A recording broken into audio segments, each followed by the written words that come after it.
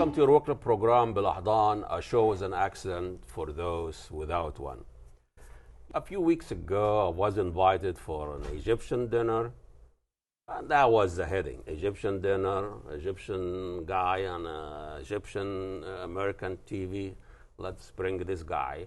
And there was a group of Americans who went to Egypt, a tour, a cruise, and those groups were from gay, lesbian, bi, GLBT, and Q, I think now. And I didn't know that before. I just went to, just as a group of people went to Egypt, and like millions of people go there's no big deal. I just want to be there, appreciate it. And I went to the dinner. Of course, there is a speaker, and people talk about antiquity. Americans are fascinated with did Egyptian. They just love did Egyptian. But live Egyptian like me, I've been talking for 30 years, nobody cares. But did Egyptian, museums, mummies, even you get the attention of the American. Even the young kids, you want to see the mummy, dance like American, Egyptian. We got that kind of. But anyway, it's fine. I'm not going to get into the details of the dinner. It was fine, $80, everybody. I was free, of course. Media doesn't pay. Media like crime. It doesn't pay. When I go to places, I don't pay. I just tell them I'm from the media. That's all. But anyway, what struck me in that dinner, the main dish was koshari, which is a street food, and lamb. That was shocking to me. I've never seen those two together. If you can bring koshari and lamb, you can solve the problem of the Middle East. You can bring the Palestinian and the Zionist Israelis together. So why the lamb will not become, I thought that a culturally repugnant and it's like blasphemous cuisine's decision. Because koshari is a street food eaten by the poor and very cheap. It's just rice and macaroni and sauce and onion. It's just made for. It's the most democratic dish in Egypt. Everybody eats it. People standing in line by the car there, and it could be somebody with a suit, a Wall Street Journal, wherever, and a poor person, all eating in the same line as a group, as a community. But lamb is a delicacy, something you eat in special occasion. When there is a Eid al-Adha, you slaughter lamb. But bringing lamb and koshari together on the same dish, I don't know who was behind that decision, but that was a cultural blunder. Anyway, a rough ranting about the people who actually invited me, and they were very generous. But I'm not going to mention who they are, and I think they've done a great job of telling the story about those group of gay and lesbian that went to Egypt as a cruise, and they came back and they left to talk about it, and they enjoyed it. And what I'm thinking is an Egyptian, gay Egyptian, during Sisi wants to change the image of Egypt that they are in modern Egypt now. A gay and lesbian took the same cruise. They took from Cairo to Aswan. And they were arrested, and half of them, they've been put in prison. But here is a gay and lesbian group, 100 people went to Egypt and visited museums and hotels and all of that, and nothing happened. And in some restaurants in Egypt, high dining or a 5-star hotel, they won't let somebody in, a woman that has hijab. They would kick her out. Somebody with a beard, looks like an Islamist or a brotherhood, they would kick him out. But gay and lesbian, and that was just there, and everybody welcomed them. So I'm not saying anything against this, but when you go there and you can visit Egypt like everybody else. But what I'm saying, the idea of Sisi, they're talking about changing the religious message or bringing the modern Islam, it's a baloney, it's bullshit. And what we need in Egypt, not a changing the conversation or the religious conversation. We need to change the political conversation. That's what we need in Egypt and all the Arab countries. Anyway, so back to our guest today. We're going to talk about why in the Arab Spring Some dictators survived and some didn't.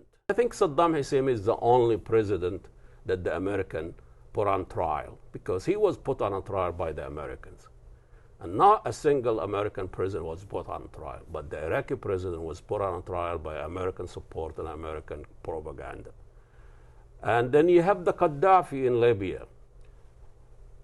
The Gaddafi is a very interesting story. Libya is an interesting story, from the monarchy to Gaddafi for almost 50 years, and then Clinton and Hillary Clinton and Obama decided there's no longer, this guy is dangerous, out of control. NATO bombed the heck out of Libya. Gaddafi was caught and killed. Libya fell apart. People came to put Libya back together, and it did not work. Today, and I think for the first time, we have somebody from Libya. He's a Libyan American.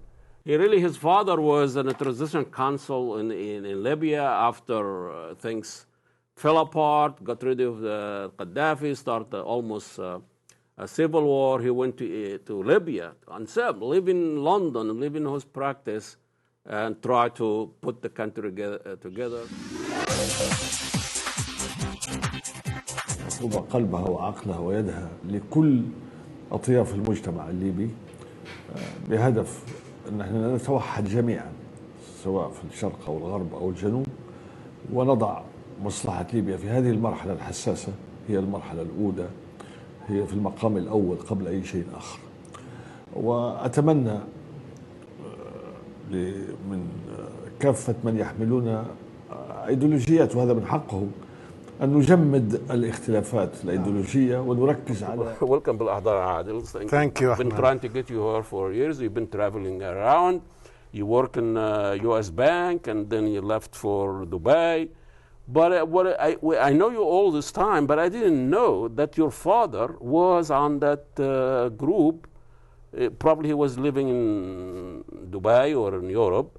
That was came back to put Libya back together in a very dangerous time. Oh, very much so. So how did this decision came about? Yeah, Ahmed, I think the last time I sat down with you, and I remember this concretely, was during that midst of the Arab Spring, and I was in a position to relocate to the Middle East.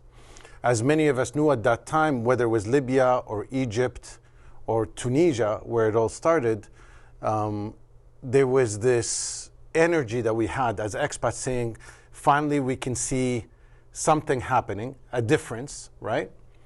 And can we be part of that change? So at that time that my father was actually in Libya when this all started, in Tripoli, and he was never involved in politics. If you know my father, he was a very quiet man, very introspective man, the last person to speak, more of an academic. He did his doctorate degree in the US in economics and was part of the economic development in Libya in a non-political fashion. But at that moment, when not only Gaddafi, but others decided to rise against the populations, right? And this was after massacring and murdering over 30,000 people, including children, women, and others, that a group of people decided to move against Gaddafi. At that point, whoever took that position of against Gaddafi had to be mobilized out of Tripoli because that was the power base. And my father eventually, like you said, went to Europe. Then when we saw that the power center for against Gaddafi movement was in Benghazi, then not only my father, but others flew into Benghazi, right, to fight against the regime at that time. And then by the time of the overthrow, my father was part of the National Transitional Council, which is a non-elected council for 1 year. It was him and Mustafa Al-Salihin who was heading that council. My father eventually became the vice president. And that's how we got involved, including siblings, family members, other friends, whether outside or inside of Libya. There was a lot of momentum at that time, an agreement that we should do support via media, via, financially, whatever way we can, lobbying. I was here in the US going to DC and trying to lobby whoever, Democrats or Republicans, to try to make a change. And when that happened, on a personal level, I was proud that my father was there during that.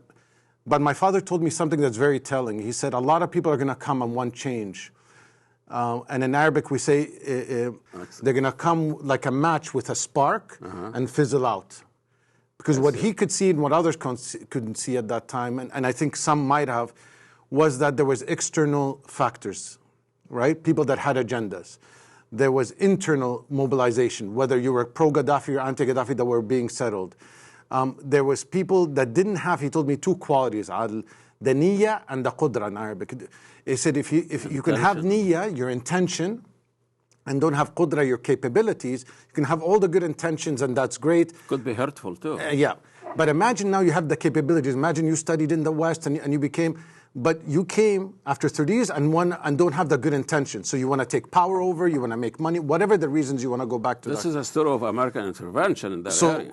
Those two qualities, said there's a handful of people at that time in the council that had the niyya and the qudra, and that's why from the inception, even post the National Transitional Council, we haven't seen stability in Libya or any concrete efforts to stabilize it in a I want to say in a strategic and smart and taking into account what the local realities are. You know, I remember when during the Arab Spring, and every Arab country, the Arab Spring played out differently. In Syria and Egypt and Iraq and whatever, Sudan, whatever. But the story was different, but the conclusion probably the same.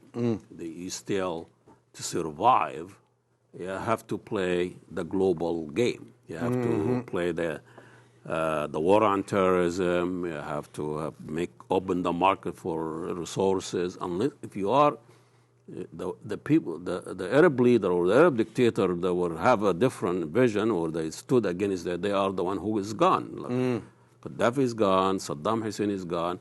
You know, talk about Bashar al-Assad, still there, still playing. Mubarak is gone, but the Egyptian military is still there. Nothing really changed that much. So it was really an Arab Spring movement that was stifled by the global dynamic. The narrative in Libya was that Gaddafi was slaughtering his opposition. I can't even remember the city at the time. And even as somebody who was following the events, I was, supporting the bombing of. I didn't support, but I understood it. The NATO bombing of the Gaddafi to save those. Exactly. So that was the narrative. It's the same thing when the first Gulf War. The Saddam Hussein was marching to Kuwait and his soldier going to hospital. You remember the story of the incubators and the children incubator? It was a fake story by the daughter of the Kuwaiti's ambassador. It was a fake public relations story to convince the American people of the invasion. So what is your narrative? What was going on during that time before even NATO stepped in and bombed the heck out of it? Well, for me, the difference in the Arab Spring, it was a war that was on social media.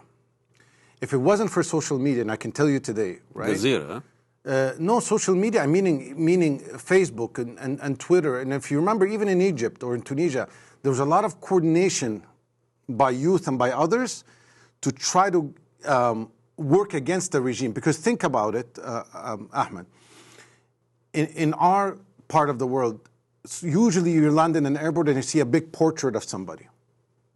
And that somebody is not only the president, he's the philosopher, he's the engineer, he's pretty much the patriarch for the most part of that whole society. Running correct? the show. And nobody had the tenacity or the I want to say the idea that this could falter. There was so much power there.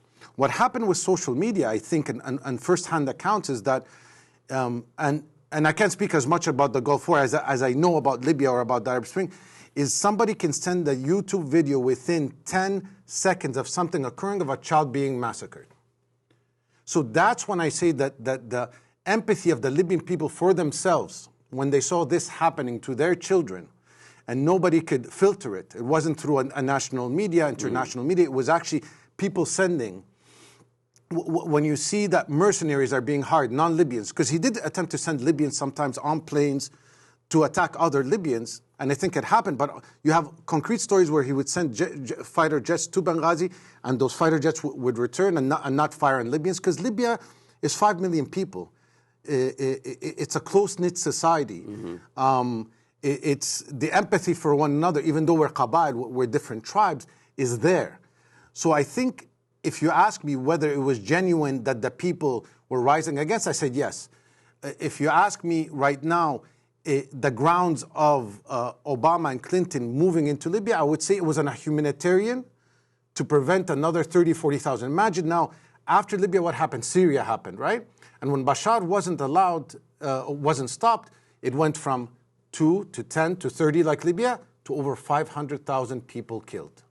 So imagine that at that time, now whether in hindsight, the reconstruction phase afterwards, the intentions of the people doing this, what happened in 10 years, I'll tell you, there was a lot of mistakes happened, not only by the US, by other players, including the Libyans themselves, their own responsibility in this. However, in that moment, in that state of time, I would rather be a Libya that this stopped, the bloodshed was stopped to that extent, than my empathy and heart goes out to the Syrians, right? That were gassed by their own people. There was more player in it. And 500,000. I mean, that's... I mean, you have half of the population are refugee now. But, but this is the thing about the American intervention. We always pretend we have the good intention. We're going to Iraq to save the Kuwaiti, whatever. We're going to Syria to save this. And what happened to Libya after that? Now we have Haftar. And with his clans and his a gangster there. So what's going on in Libya now? Yeah, so the difference between, I want to say, Libya, Egypt, which you probably can speak more in depth about, is that after 40 years, okay, so you had a country in Libya that I mentioned 5 million people, right? But I also didn't mention that they had a sovereign wealth fund, right? That's in the top 20. At its height in the world, so equivalent to Qatar, our sovereign wealth fund. And you had, the longest coast in North Africa. You had all these opportunities to build a country that rivals, for example, the Emirates, if you see it today, or rivals other parts of the Middle East, where they've been able to take a small population, wealth, natural resources, and build education, health. The issue, what happened in Libya in the 40 years, is that the education of Gaddafi, that you didn't have an education system, you didn't have institutions, you didn't have any remnants of structure that post-Gaddafi could be used to develop the country. And so in that vacuum, what happens is that a lot of people moved back to tribal realms, but also more than tribal, also you had militias that were being formed. And those are the militias that kept on taking over and fighting among themselves. Now, in 2014, what happened is that there was a split government. There was an attempt at governments based out of Tripoli, one after the other would come, right, pose a transitional council. And they would come for a bit and they would remove, whether for corruption, whether people vote of no confidence, but there was attempts. In 2014, it split into two governments, one in Benghazi, Haftar, and one in Tripoli. And at that time, the House of Representatives, right, was in Benghazi, and the National Unity Government in Tripoli. One backed eventually by the United Nations in Tripoli, and one backed by, for example, Egypt and the UAE and others. So you had this bifurcated country where Haftar was in the regime previously and had escaped to the US and came back as a strong man to actually unify the country in his mind. And from the other side, you had more of a narrative that, no, we don't want a strong man again. We had him. And also this side was backed by the Islamic elements, right? Having said that, by the way, post-Tunisia, it was an Islamic government elected. Post-Egypt, it was an Islamic government. Libya, the first government that was elected, was not Islamic. Why? Because Libyans, being 5 million, being more conservative society, already have a religion in their mind that they practice day to day, so that they didn't see it as a necessity for a government initially to do that. But yeah, since 2013, there's been the stalemate. More recently, they tried to have elections, national elections, to solve this issue of two governments. That was postponed. So you have an interim president in Benghazi, in Tripoli, Dbeiba, and you have another one in Tunisia backed by, in Benghazi backed by Haftar. And so you have this dynamic of back and forth.